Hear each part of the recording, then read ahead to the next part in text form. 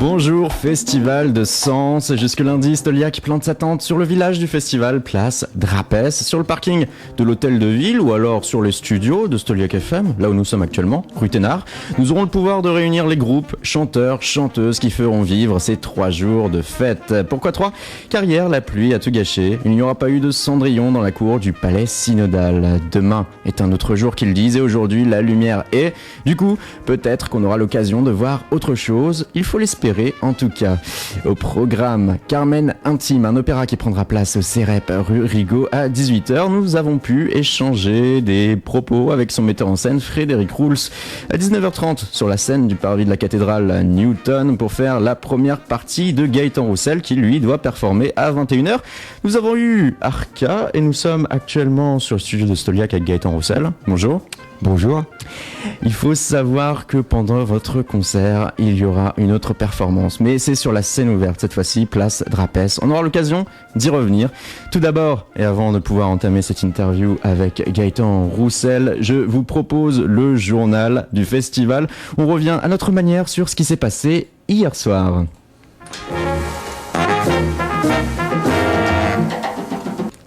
Hier, désillusion, la pluie ne veut pas s'arrêter. On ne sait pas encore si Cendrillon est maintenu, mais son chorégraphe, Thierry Malandin, était déjà désabusé. Il savait que, pluie ou non, le spectacle ne serait pas joué à fond. Ça ne l'a pas empêché de boire un verre à la mairie où un pot spécial lui a été réservé par la députée maire. Pendant ce temps, en ville, on croise Daniel Paris sur la scène ouverte et un peu plus loin, Bassirou Sagna. Mais le père de Bakary n'était pas vraiment là pour parler culture. C'est vrai qu'ils se sont entraînés la veille à la même heure. Et Bakary m'a dit. Oui, Bakary, oui. Il m'a dit. Oh, qu'est-ce que. Lui, il habite à la chaleur, lui, le Brésil, ça le fait pas mais peur. c'est lui. pas pareil. S'entraîner à 13h. Ah ouais. Il m'a dit, c'est un truc de ouf. À 13h, il m'a dit, surtout qu'on avait soif. Ouais, ben oui. La danse aura bien lieu. Il est 20h. Les danseurs de Thierry Malandin jugent que c'est jouable. Une course contre la montre débute pour monter le décor. Pendant que les ballets s'activaient pour sécher le parquet, il y avait Franck Ralliard, sosie vocal de Claude François. C'est le premier chanteur à être monté sur la scène ouverte. Je viens dîner ce soir, j'arrive dans moi. Je viens dîner ce soir. Lien de cause à effet ou pas, c'est au moment où Franck Ralliard s'est mis à chanter que la pluie a commencé à revenir. Plus de peur que de mal, Franck Ralliard ne finit pas électrocuté comme son idole. Nous sommes néanmoins sceptiques pour la suite du festival. Danse ou pas danse, le suspense aura duré jusqu'au bout. Le ballet de Biarritz était prêt, a attendu jusqu'à 22h20, mais la pluie continuait. C'était impraticable. On retrouve plus tard 3 danseuses venues de 3 continents différents nous expliquer que ce n'est pas la première fois que ça leur arrive. Alors, je m'appelle Aureline Guillot, j'ai 30 ans et je suis danseuse au ballet Biarritz depuis 6 ans. Je m'appelle Miyuki Kanei, j'ai 32 ans, je suis japonaise, ça fait 8 ans que je travaille avec Thierry Malandin. Je m'appelle Patricia Velasquez, je viens du Mexique, j'ai 23 ans et ça fait 1 an et demi que je suis dans la compagnie. Est-ce que ça vous est déjà arrivé de pas jouer et d'avoir un spectacle finalement annulé à cause de la météo? Alors ça nous est arrivé il y a peu de temps, oui, C'était mon anniversaire l'année dernière. Oui, c'était en août l'année dernière en fait, ça fait presque déjà 1 an. On était à Vérone pour un festival aussi en plein air et on a commencé le spectacle et au bout d'un quart d'heure on a dû l'annuler parce qu'il y a eu vraiment un gros orage, trompe d'eau, impossible. Enfin, même, en fait c'était pour le public surtout que c'était particulièrement compliqué, mais oui, non, c'est déjà arrivé. Pour le public de Sens, c'est également particulièrement compliqué hier soir car ils n'ont donc rien pu voir. On en revient à aujourd'hui, samedi ou à 21h sur le parvis de la cathédrale. Jouera Gaëtan Roussel. Rebonjour Gaëtan Roussel. Rebonjour. Vous étiez déjà venu à Sens auparavant, mais cette fois-ci avec Louise Attaque. C'était au théâtre. Oui. Est-ce que vous avez des souvenirs ? Vague, non. Mais c'était il y a très longtemps. En effet, c'était il y a une dizaine d'années. Même plus. Ouais, beaucoup plus, je pense. Et malheureusement, voilà, on n'a même pas de date précise par rapport à ce moment. Désolé, mais je me souvenais d'être venu, ça j'en suis sûr, parce que quand on est venu me chercher à la gare, on discutait avec les personnes qui sont venues me chercher à la gare, et je me rappelais très bien être venu au théâtre de Sens. Aujourd'hui, on est avec votre second album solo, cette fois-ci, Orpailleur. Alors, pour comprendre un peu ce que pourrait être cet album, rien de plus simple finalement que de diffuser le morceau éponyme. On se retrouve tout de suite après. Ça marche.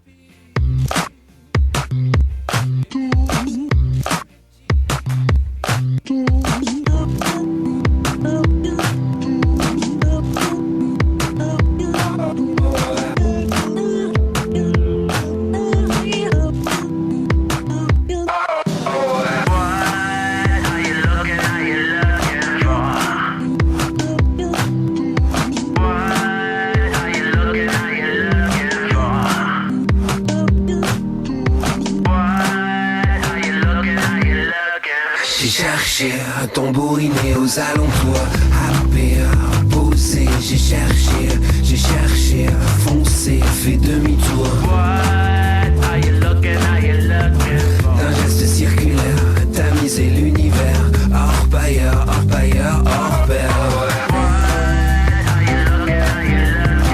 Longé, hissé, j'ai cherché. D'un geste circulaire, tamiser l'univers, hors pailleur, hors pailleur, hors pair. J'ai cherché à surfer au petit jour, parfait, soustrait, j'ai cherché, longé, hissé, j'ai cherché. D'un geste circulaire, tamiser l'univers, hors pailleur, hors pair. D'un geste circulaire, tamiser l'univers, hors pailleur, hors pair. J'ai cherché à tambouriner aux alentours.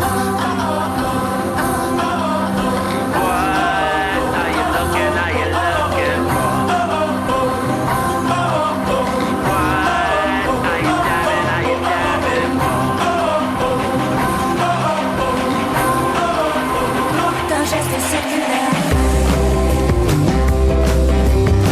happé, posé, j'ai cherché. D'un geste circulaire, tamiser l'univers, hors pailleur, hors pair.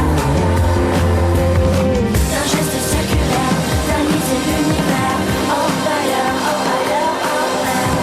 J'ai cherché à tambouriner aux alentours, happé, posé, j'ai cherché à foncer, fait demi-tour, longé, lissé, j'ai cherché.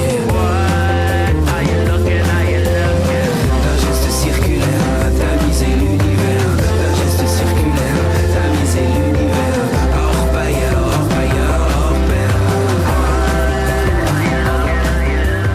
L'orpaillage et la recherche et l'exploitation artisanale de l'or dans les rivières, en quoi cela vous a inspiré, Gaëtan Roussel ? Moi, c'est plutôt la dimension recherche plus que or qui m'a intéressé. Moi, j'ai pas la prétention de chercher de l'or, mais j'essaye et de chercher des sons, des sonorités, des mots, des assemblages, des matières. Donc c'est cette idée-là qui m'a plu dans Orpailleur. Après, cette idée de tamiser, voir ce qui reste dans le tamis, ou alors de trouver quelques idées et puis de se dire que il y a peut-être un filon. Donc de continuer. Après, faut accepter que parfois les voies sont sans issue. Faut revenir, faut continuer à chercher. À chercher et à pouvoir trouver finalement des mélodies différentes, bien différentes. Si par exemple on reprend le début de votre carrière, vous avez eu deux groupes, Louise Attaque, Tarmac. Cette fois-ci en solo, c'est un son et des sonorités très différentes. On part sur quelque chose de plus électropop. Il y a même peut-être des influences trip-hop, on peut se permettre de le dire. Oui, sur le deuxième album, oui, c'est vrai. Il y a des morceaux comme un morceau qui s'appelle Poésie ou un morceau qui s'appelle Par-dessus tes épaules qui peuvent tendre vers un trip-hop. C'est des choses que j'ai pu écouter et que j'aime, comme Massive Attack, ou dans un autre registre, c'est pas du trip-hop, mais des arrangements de cordes, des choses comme ça.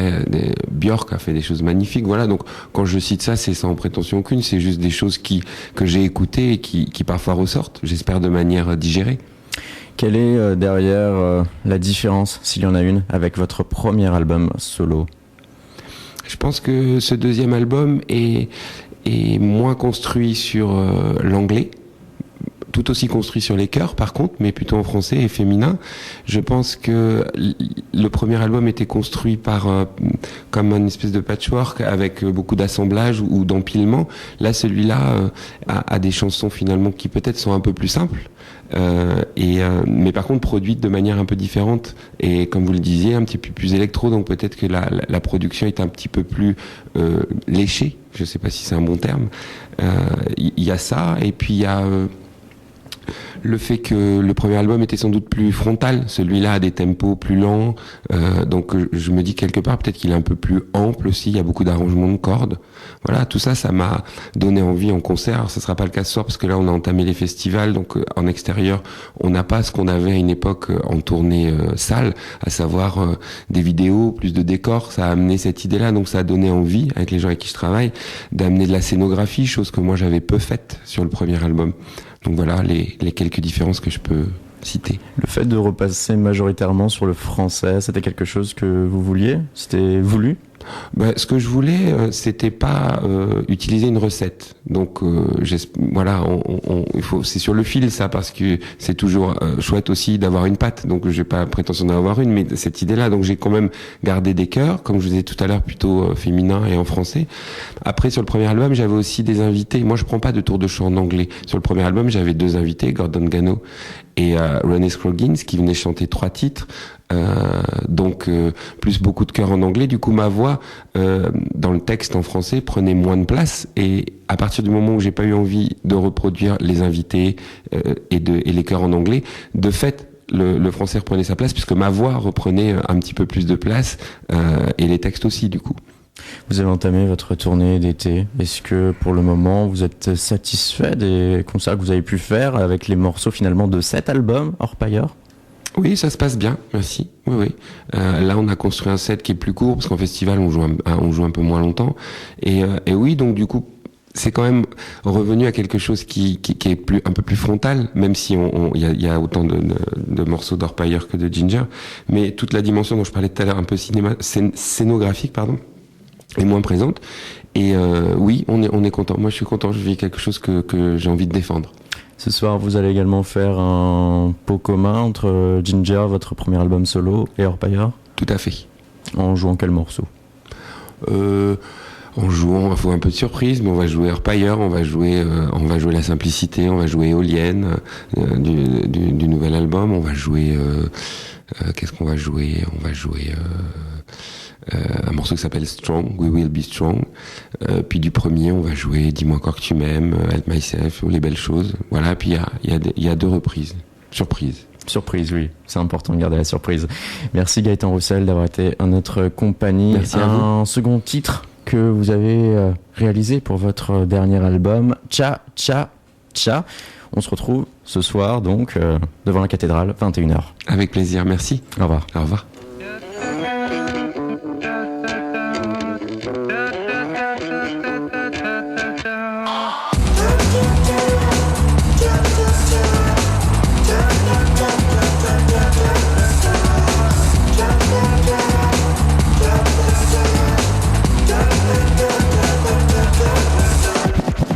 Un an dîner, nuit blanche et petit déjeuner.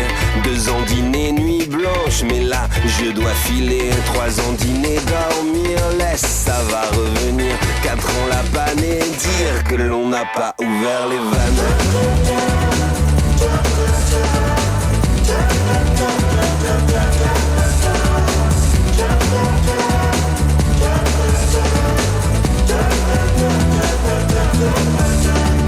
Cinq ans tout semble ici, perdu mes adieux, mon amour. 6 ans tout semble éteint, au hasard je vais fuir. 8 ans les manœuvres, sortons la grande échelle.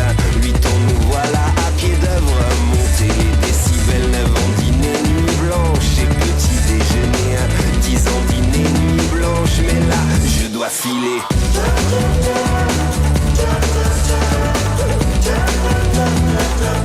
Ça va revenir.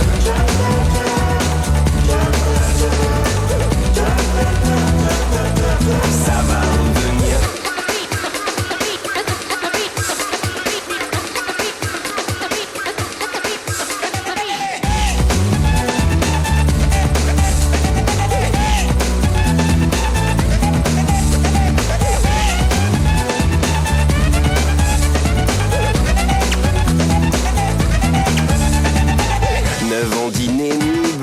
Et petit déjeuner, 10 ans dîner, nuit blanche, mais là je dois filer. 11 ans tout reste encore possible, nous voilà invincibles. 12 ans je file, précipite, vite, vite, vite, vite. 13 ans les seuls êtres censés au beau milieu des fous. 14 ans, dîner, dormir, laisse, ça va revenir.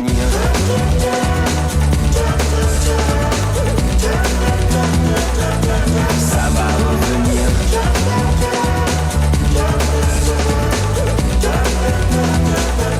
Ça va revenir. Ça va revenir.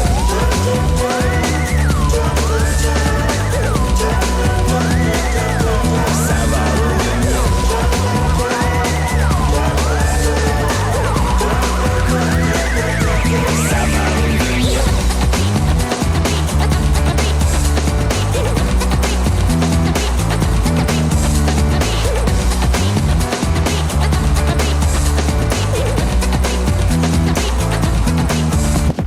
Alors que Gaëtan Roussel vient de filer, Newton est en train de se préparer pour jouer à 19h30 en première partie sur le parvis de la cathédrale. Nous avons interviewé le chanteur Arca et le guitariste Fox. Mais avant de passer cette interview, de s'intéresser à ce que fait le groupe sénonais Newton, qui a sorti un premier album il y a très peu de temps, nous allons filer du côté du CEREP, où il y aura un spectacle d'opéra qui débute à 18h.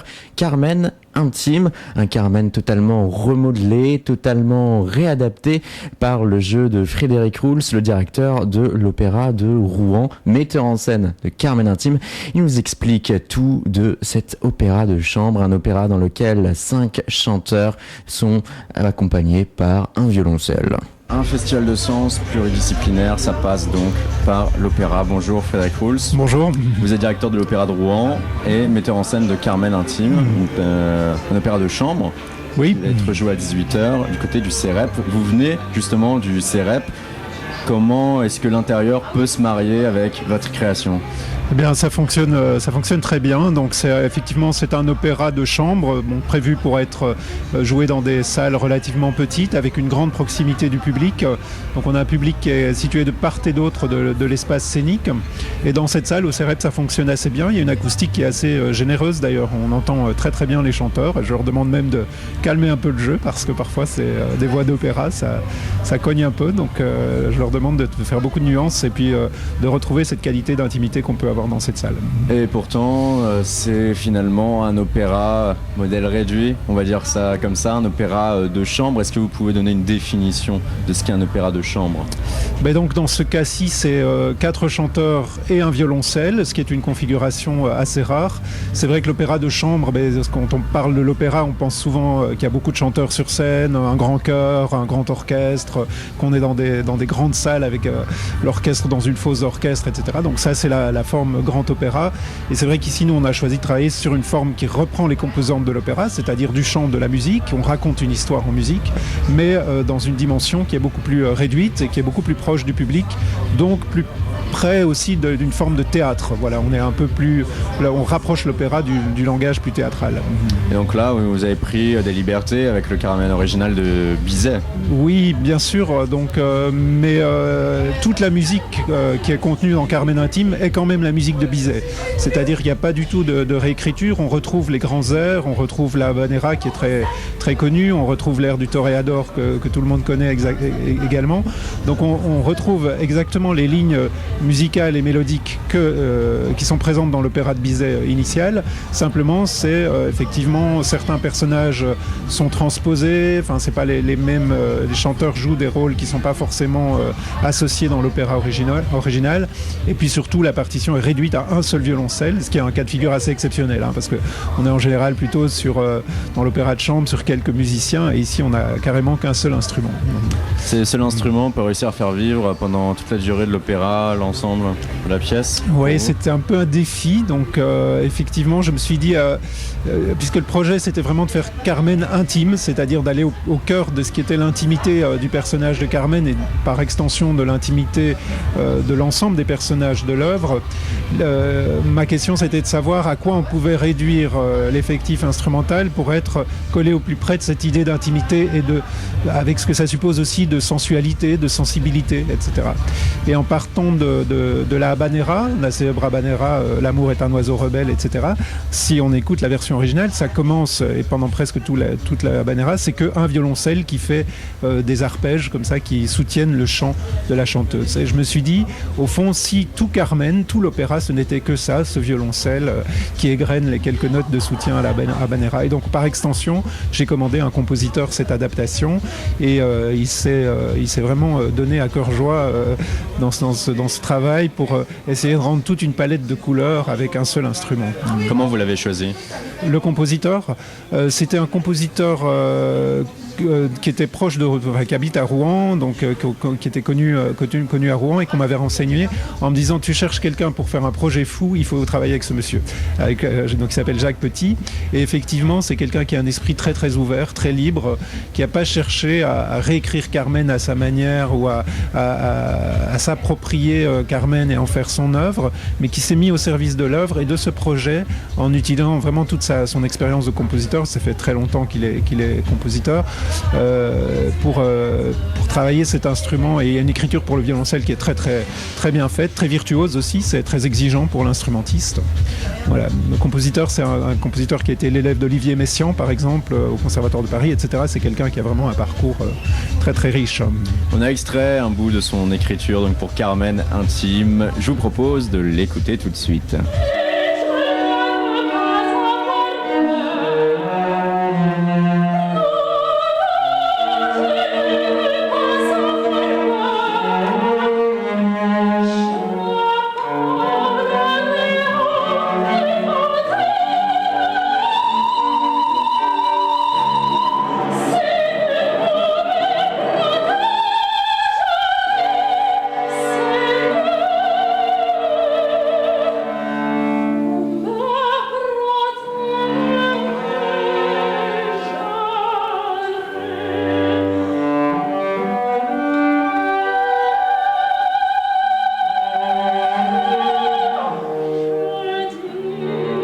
Et pour le profil des chanteuses, Frédéric Roulx, Carmen Intime. Chanteuses et chanteurs, d'ailleurs, puisqu'il y a 2 garçons, 2 filles, donc sont plutôt des jeunes chanteurs. Nous, on a la chance à Rouen, on a une compagnie de jeunes chanteurs qui sont donc présents toute la saison, pendant 2 saisons. En fait, c'est un projet un peu d'intégration professionnelle et d'émancipation professionnelle pour des chanteurs plutôt en début de carrière. Donc, j'ai travaillé principalement avec ces chanteurs-là. Donc, 3 sur les 4 sont les chanteurs de la compagnie. Et la 4e, on est allé chercher sur audition.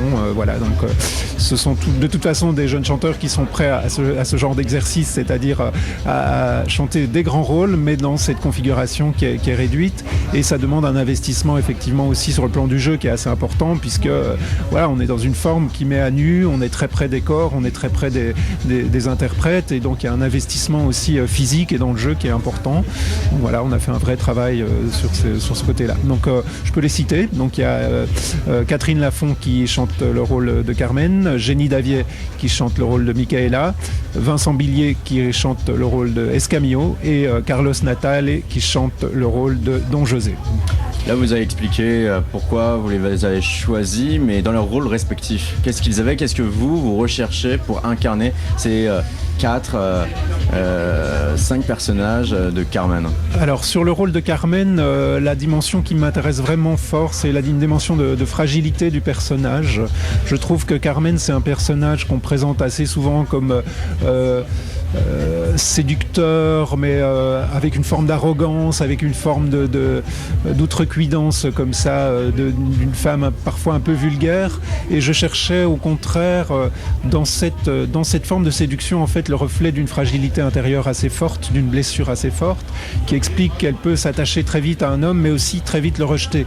Ce qui pour moi est le signe d'une grande insécurité. Donc je cherchais une fille qui soit capable d'incarner cette fragilité-là. Elle est aussi très jolie, elle est très séduisante naturellement, Catherine, mais en même temps, il y a ce côté un petit peu incertain, un petit peu fébrile, un petit peu fragile qui m'intéresse beaucoup aussi. Et c'est un peu un concept que j'ai développé sur l'ensemble des personnages. En fait, c'est un peu la trame de la dramaturgie, elle est là, c'est sur une recherche de fragilité des personnages. José, c'est un homme, c'est un soldat normalement dans l'opéra original. Ici, on en a fait un gendarme. Mais pareil, c'est quelqu'un qui est du côté de la force et du côté de l'uniforme, etc., mais qui en fait est un cœur tendre, et c'est quelqu'un qui est pas sûr de sa vie, qui est pas sûr des choix qu'il va faire, et donc on ressent très fort ça. Donc je cherchais aussi un ténor avec cette sensibilité-là, et on est sur un ténor, Carlos Natal, et un ténor qui est plus léger que ce qu'on entend d'habitude dans le rôle de José, ce qui est possible pour nous dans des configurations comme ça, et qui donne justement dans le caractère même vocal une forme de fragilité, de sensibilité peut-être plus grande qu'avec des ténors qui sont des pétoires. Et puis Escamillo, c'est aussi, c'est un toréador, c'est quelqu'un qui en jette, etc. Au fond, c'est un vrai sentimental. Et voilà, je cherchais un interprète qui soit capable aussi d'intégrer cette dimension-là. Et puis Micaela, elle a à la fois...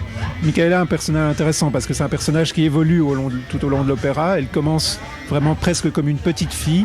C'est une petite fille fragile, vulnérable, etc. Et puis elle, au contraire, elle va gagner en assurance au cours de l'opéra. Elle va mûrir, elle va devenir femme. Et donc ça, on le sent. Il y a un changement de costume, par exemple, pour elle en cours de représentation, qui l'a fait évoluer vers un statut plus de femme, et de femme sûre de ce qu'elle veut, et de récupérer en fait l'homme de sa vie qui est José. Et dernière question, il y a un débat actuellement autour du Festival de Sens, car c'est un festival qui est gratuit. Certaines personnes, y compris au sein de la municipalité, estiment que la gratuité n'est pas forcément quelque chose de bon, et que ça peut même être péjoratif finalement pour les artistes qui, eux, se produisent. Est-ce que vous, c'est une notion qui vous interpelle, vous agace ? Non, moi je trouve que j'ai pas de parti pris sur l'une ou l'autre option. Simplement, je me rends compte depuis hier en étant ici qu'il y a un esprit très associatif, très convivial, très proche justement de la population dans ce festival.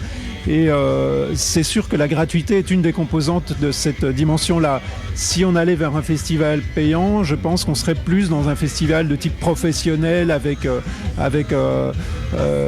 du coup un côté plus sélectif sur le public aussi, ce qui est une perte en tout cas. C'est une autre démarche. Oui. Merci Frédéric Rouls. Merci à vous, merci et de votre bonne accueil. chance. Merci. Carmen Intime à 18h au CEREP, comme vous venez de l'entendre, c'est gratuit comme l'ensemble des spectacles de ce festival, aspect qui pourrait s'oublier dès l'an prochain.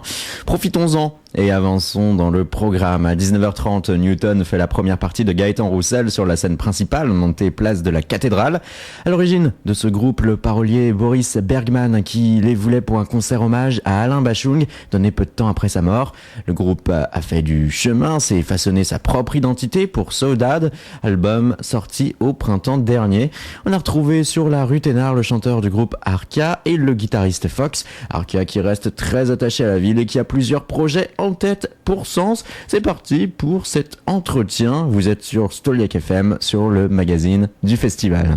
Vous allez jouer pour la première partie de Gaëtan Roussel. Est-ce que à ce niveau-là, vous êtes là pour jouer vraiment votre musique ou pour essayer de vous adapter au public type de Gaëtan Roussel ? Ah bah non, on joue notre musique, sinon on ferait des covers. Non, on n'essaye pas de ça. En plus, on ne sait pas vraiment c'est quoi son public. Son public, il doit avoir des gens qui aiment ce qu'on fait, des gens qui n'aiment pas ce qu'on fait, et puis vice-versa. On ne sait pas c'est quoi son public. En plus, la musique, c'est tellement space maintenant. Tu vas retrouver des métalleux à un concert d'Obispo. Et non, mais c'est vrai, quoi. Tu vois, c'est dingue. Les gamins de maintenant, ils écoutent la musique de leurs parents. Et ce qui ne se faisait pas il y a 30 ans encore. Donc, il n'y a pas de... Je crois plus qu'il y ait vraiment de public type, à part dans le rap. Le rap, la techno, le celtique. Et le celtique, on les repère en kilt. Sinon... Vous avez un truc particulier contre le celtique, là ? Non, c'est parce qu'on va Anthony, qui est notre ingé son en studio et tout, et il fait du celtique, il adore. Et à chaque fois, on s'est dit, à chaque fois qu'on aura un truc, on fait une vanne sur le celtique. Vous, ce que vous faites, donc, ça a été Saudade, l'album qui est sorti cette année. Ouais. Là-dessus, pour beaucoup de personnes, il y avait clairement une influence Bachung. Est-ce que c'est quelque chose que vous acceptez volontiers ? Bah ouais. Ouais, tout à fait. En plus, on a participé grâce à Boris Bergman. En fait, c'est de là que tout est parti, quoi, l'histoire de Newton. On a été invité à la Goutte d'Or pour l'hommage lorsqu'il est décédé. Et puis voilà, et puis en plus on a travaillé aussi avec Boris Bergman sur l'album sur quelques textes, donc ouais, il y a une sorte de lignée quoi, derrière, sans non plus rentrer, sans faire du Bashung non plus quoi. C'est vrai, je suis un gros fan de Bashung depuis tout le temps, les mecs de ma génération aussi, comme Yannick qui bossait à Stoliac, il n'y avait pas des 1000 mecs en France. Et Bashung, c'est le mec qui compilait ce que j'aimais, ce côté populaire avec ce côté rock'n'roll, mais rock'n'roll, il avait des influences rock'ab comme j'aimais bien. Donc c'est vrai, on aime bien Bashung, je sais pas, ça se ressent beaucoup. Il y a des gens où je trouve que ça se ressent plus que nous. Mais nous, Bashung, peut-être la première période, ouais, sa période bien rock'n'roll, moins poète, déchiré, tout ça, fleur de peau. Ça, c'est pas notre truc, ça viendra peut-être, mais là, pour l'instant, c'est pas que c'est pas notre truc, c'est que c'est pas dans nos influences. Hein, j'écoute pareil. Non, Bashung. De toute façon, Bashung, Téléphone, tous ces trucs-là en France. On n'a pas des Rolling Stones à tous les coins de rue et des Oasis. On a Bashung, on a des mecs comme Tiefen, Téléphone, Paul Person. Et puis après ça devient la chanson française. Mais là, pour moi, la grande chanson française, des pionniers comme Brassens, Brel et tout, comme tout le monde, c'est pas nouveau. Et puis il y a Obispo, maintenant, actuellement, ou pour moi, plus Paul Naref ou la variété des années 70, tu vois. Paul Naref, je sais pas, Dao, plus proche de nous, j'aime bien aussi ce truc-là.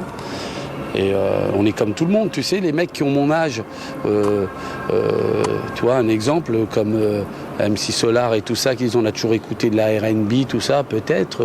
Moi, dans ma cité, on n'écoutait pas ça, on était comme tout le monde, hein, on écoutait les roubettes, c'est ce qui passait à la radio. Il y avait une ou deux radios, une chaîne de télé, t'avais pas le choix. Hein. Tu te tapais Dalida, Claude François. Top 40. Voilà, tu te tapais Claude François, des trucs comme ça. Et en vieillissant avec les grands, tu commençais à connaître les Stones et tout, mais ça passait pas à longueur de temps à la radio. Hein. On n'est pas en Angleterre. Hein. Pour cet album, vous avez compilé 12 morceaux sans idée type de single apparemment, de ce que j'ai vu sur votre vidéo présentation. Du coup, cet album, qu'est-ce que vous vouliez diffuser dessus? À vrai dire, au moment où vous vous êtes réunis pour le créer, cet album et le construire, qu'est-ce qui était dans votre tête? Qu'est-ce que vous voulez par-dessus tout pouvoir dire et pouvoir composer? Question difficile. Je sais pas, je pense pas que au moment où on élabore un album, en tout cas on ne le pose pas en ces termes-là. On fait simplement des chansons sans penser à quoi que ce soit, à se dire tiens on va se diriger comme ci, comme ça. On crée d'abord des chansons simplement avec une guitare acoustique, avec une mélodie, on fait les paroles dessus, les arrangements se font ensuite en répète avec le groupe. Et selon les influences que chacun peut mettre sa patte sur le titre. Mais je pense pas qu'au départ on se dit tiens essayons de faire passer telle influence, moi par exemple dans mes guitares ou David, telle influence dans la batterie. Je pense que ça vient naturellement tout seul. Je pense pas que ce soit réfléchi en tout cas au départ, c'est plus spontané que ça en tout cas. Quand tout se défile, tourne vinyle. Quand j'attends plus rien, ni en mal ni en bien.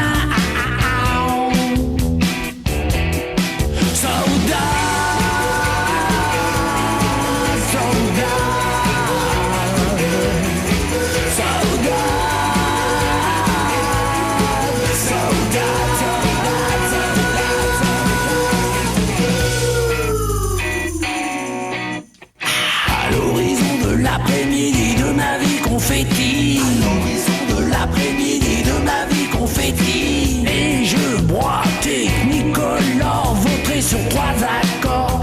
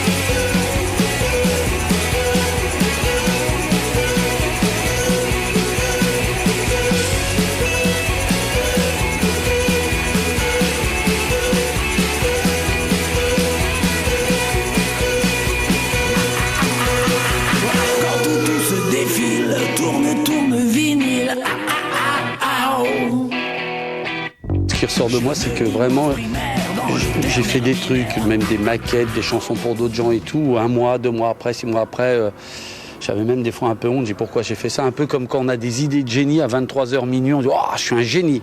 Et le lendemain, on relit ce qu'on a dit. On doit leur cette honte. Tu n'oses même pas le faire lire à ton meilleur ami ou même à ta femme. Et là, non. Là, je suis fier de cet album. Je trouve que ça sonne comme on voulait qu'il sonne. Bon, certes, d'autres le trouvent un peu dur pour les radios et tout, quoique on commence à avoir des contacts de radio. Je crois que Fox a raison dans ce qu'il a dit juste avant, c'est qu'on ne s'est pas posé de questions. C'est une des rares fois où on ne s'est pas posé de questions. Nous, on est là depuis, grâce à l'hommage à Bachung, sollicité par pas mal de gens, des gens très connus, des gens moins connus. Donc, pour une fois, on n'a pas eu cette pression, pas du tout. En plus, on a produit l'album de Sutcliffe qui marche super bien, donc on n'a pas du tout la pression. On se dit, après tout, on a fait un truc qui marche déjà bien. Et puis d'autres gens qui nous contactent. Là, on bosse avec Serge Hubret qui a écrit L'incendie pour Vanessa. Il veut faire son album, il nous a demandé de le faire. On a le mec de Coq Robin qui veut se faire un album, il nous a contacté on a rendez-vous fin août. Donc c'est vrai qu'on n'a pas eu trop de pression, on s'est fait plaisir. On essaie que ça sonne parce qu'on ne va pas se cacher non plus. Hein. Si ça marche, tant mieux. Hein. Moi, je préfère en vendre 100 000 que d'en vendre 2, quoi. Comme tout le monde. Celui qui veut en vendre 2, qui ne se donne pas la peine d'aller en studio, hein, qui fasse la manche dans le métro et même... Des fois, en faisant la manche dans le métro, il peut se faire de l'argent. Le mieux, c'est qu'il reste chez lui, dans sa chambre, tout seul. Mais si ça ne marche pas, je serai déçu. On sera déçu, c'est sûr. Mais on se sera fait plaisir. Vraiment, on se sera fait plaisir. Il n'y a pas de concession. Et avec cet album, vous pensez que vous êtes trouvé en tant que Newton, groupe indépendant par exemple de cet hommage Bachung ? Je ne sais pas si on s'est trouvé. Là, pour l'instant... y a plein de gens qui nous parlent de Bachung, c'est vrai, on nous en parle souvent. Quand on fait des interviews, que ce soit des trucs Radio France ou quoi que ce soit, là, on a une chronique dans Rolling Stone, c'est vrai qu'ils en reparlent, tout ça, mais ils en parlent aussi, ils ont parlé de Bijoux aussi. On ne voit pas où est Bijoux dans ce qu'on a fait, mais bon. Donc après, chacun se reconnaît, chacun retrouve dans ces trucs-là ce qui l'intéresse, quoi. Je sais pas. Nous, on ne se pose pas cette question. On se pose pas. Si les gens trouvent qu'il y a des influences Bachung, super. Pour moi, je prends ça comme un super compliment. Qu'il y a des influences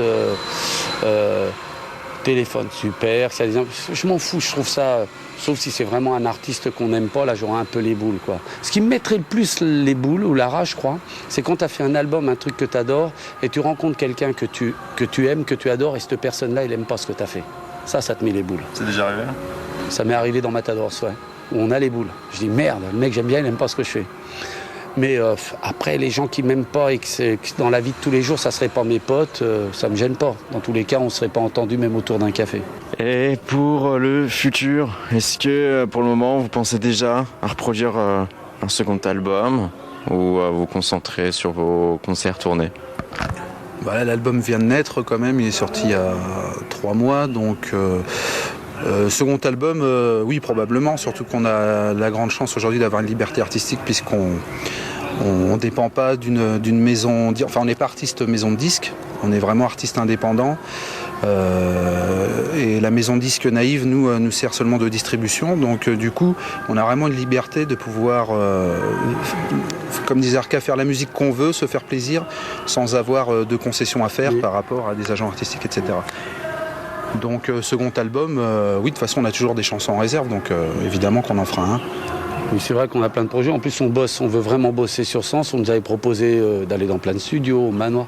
On bosse sur le studio de Sens qui a une super qualité, avec un super ingé son, tout ça. Vraiment, donc on a déjà cette chance d'avoir une ville comme Sens, soutenue par la municipalité, où on est assez libre, quoi. On n'a pas cette épée au-dessus, chercher un studio, un ingé son, tout ça, déjà on n'a pas ça. En plus, comme je disais, on est en train de produire d'autres gens. On a le nouvel album de Sutcliffe qu'on est en train de travailler dessus. On commence, là, on a commencé la semaine dernière, en plus de tout ce qu'on fait, on a commencé pour le prochain album qui serait dans 1 an. Et on a toujours en projet de faire un label Ville de Sens municipal où on produirait des jeunes groupes du coin parce qu'il y en a plein qui ont du talent. Je pense à Shock Twins, California, Johnny Mafia, tout le monde commence à les connaître, Ogma dans le métal, et on taperait large. On prendrait même du Celtic. Voilà pour l'interview de Newton. C'était la dernière. Interview pour le magazine du festival. On se quitte ainsi. Je vous rappelle qu'à part Newton à 19h30, puis Gaëtan Roussel à 21h devant la cathédrale, il y aura sur la scène ouverte de la place Drapès Midnight un groupe pop-rock qui doit jouer à 19h. Actuellement, si le timing se tient, c'est le Tumbao Salsa Sens qui donne dans de la danse. Nous, on se retrouve demain 17h pour un nouveau magazine du festival. Et si jamais vous vous intéressez au festival et à Radio Stoliac, sachez que nous sommes et nous avons un stand sur le village, place Drapès, parking de l'hôtel de ville. Diverses informations sur votre radio préférée y sont à retrouver. Très bonne soirée, on se retrouve dès demain.